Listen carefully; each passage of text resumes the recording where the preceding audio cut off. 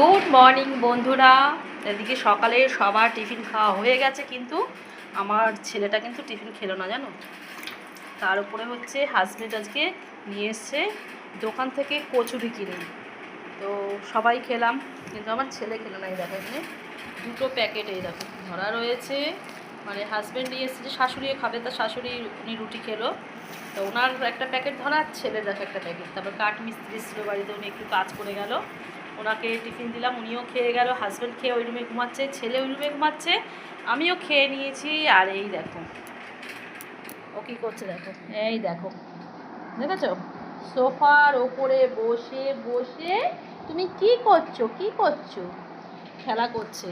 আর কালকে ওকে রাতে নিয়ে গেছিলো হচ্ছে ডাক্তারের কাছে হাজব্যান্ড আর ছেলে, তো ওর জন্যে খাবার নিয়ে এসছে, ওষুধ নিয়ে এসছে, তারপর আবার ওর জন্যে দু রকমের খাবার নিয়ে এসছে, একটা প্যাকেটের, আবার আর একটা হচ্ছে ড্রাই ফ্রুট নিয়ে এসছে।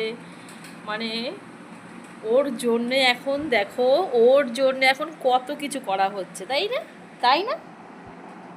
তুমি কি করছো এখন, কি করছো, কি করছো যেন ও একটু খায়, তাই না? যে ও যদি ঠিকঠাকভাবে না থাকে, ঠিকঠাকভাবে যদি না খায়, তো ও তো ঠিক থাকবে না। তো ওকে ঠিক রাখার জন্যে কালকে হাজব্যান্ড আর ছেলে গিয়ে ওর জন্যে আবার ওর জন্য গলার ঘন্টি দিয়ে একটা বেল্ট নিয়ে এসে, কিন্তু ও এতটাই ছোট যে ওর গলায় সেটা হবে না, তো পরিয়ে দেখেছিল, তো সেটা খুলে ওর শরীর দিয়ে বেরিয়ে যাচ্ছে, কিন্তু একটু বড় হলে তখন পরানো যাবে। বেল্ট নিয়ে আসছে, সেটা আবার তোমাদেরকে আমি অন্য ভিডিওতে দেখাবো। আর এদিকে আমি রান্না এখনও বসাইনি, বসাবো। ফ্রিজ থেকে মাছ টাছগুলো সব আমি বের করে নিয়েছি, কাটাকাটি কিছুই করিনি।